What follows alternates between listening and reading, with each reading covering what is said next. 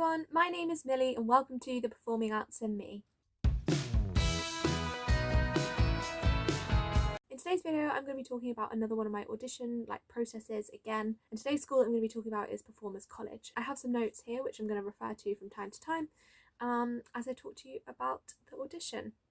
So I auditioned at Performers College in Essex for the degree course there, and there were about 100 of us at my audition day, and we were split into 4 groups, which I think was kind of by registration, like surname registration order. We were at the beginning given a talk from the principal, and parents could come into that and they could then also stay for a tour. I'd been to an open day at Performers, and so my mum didn't stay. In our groups we were given numbers. There were kind of like 2, I think, student helpers per group that were kind of chaperoning us around. So we were given numbers. I was number 24, and they were like magnetic numbers. So they had a magnet on the back and a magnetic number on the front, so you could put them either side of whatever you were wearing. So you put like the magnet inside and then the number was on the front. So actually before the talk we were taken to a changing room and we were given time to change. I think the different groups did the different activities in different orders, but for my group we had ballet first. So we were given time to change into ballet. I think we had to get into our stuff before we went to the talk. I think afterwards though we did go back to the changing rooms and grab things like ballet shoes and water bottles, but I can't 100% remember, so you might want to check with your student helpers as to whether you're going to need to take everything with you if it happens in this order. As I've said before, things might end up varying from audition to audition, from year to year, so don't take solely my words for it. Contact the school if there's anything you want to know, and on the day listen to like their instructions and ask people if you don't know, rather than going off of what I've said.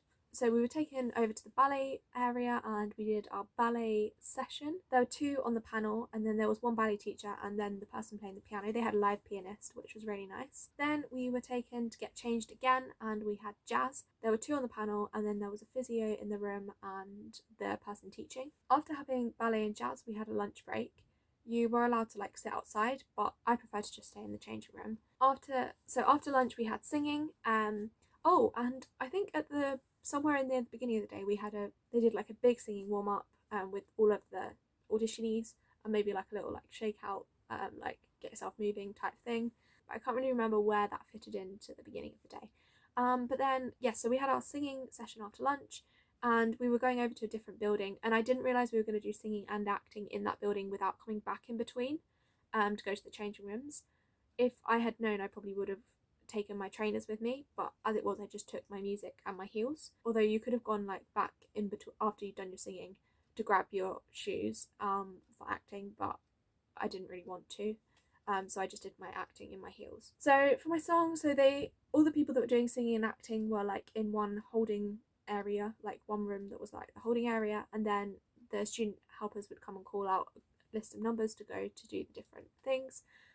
So I did my song. I think there was just the pianist and 1 person on the panel for my song. And then after I did singing, went back into the room where we'd been waiting, and then we did acting. So for acting, they took us all in at the beginning together, but then we went back into the holding room, and then they came and called us, student helpers came and called us our numbers like they did for singing. And then after we'd done our monologues, they brought all of that acting people, so all the people in my group, back in together, and we did improv, which I really enjoyed. I love doing improv, so yeah, that was fun. And then after that we were kind of hanging around for a little bit. Basically the teams were the staff members, I think, were discussing what they'd seen and who they wanted to see for an interview. I think there should have been a student Q&A at that point.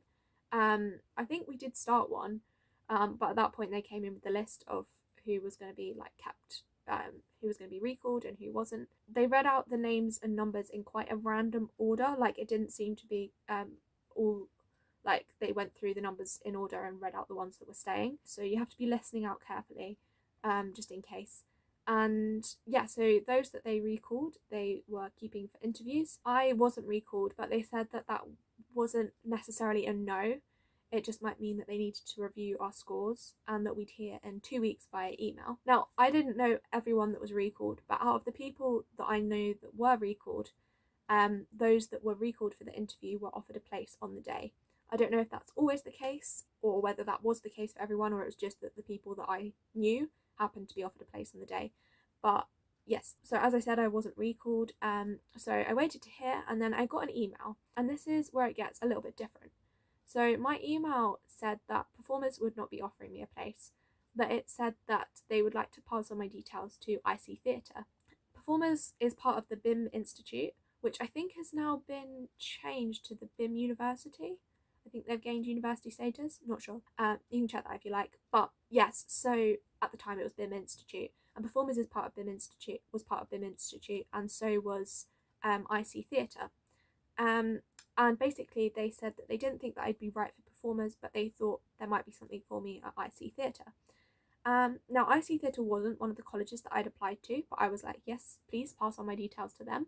That would be great. So they did, and ICTheatre got in touch with me and said, hi, we got your details from Performers College. So when I got the email, I was a little bit confused as to what it was that they were suggesting. The email from ICTheatre, this is. Because it said that they'd like to introduce me to their college principals and to go through my options at ICTheatre and talk through the course in the institute. They said that the meeting could be via Zoom, or that if I preferred, I could go to one of their audition days or taster days to have a look around the facilities. So I was a little bit confused. I wasn't sure whether I was going to have to do another audition for ICTheatre, or whether they were offering me a place effectively, or what.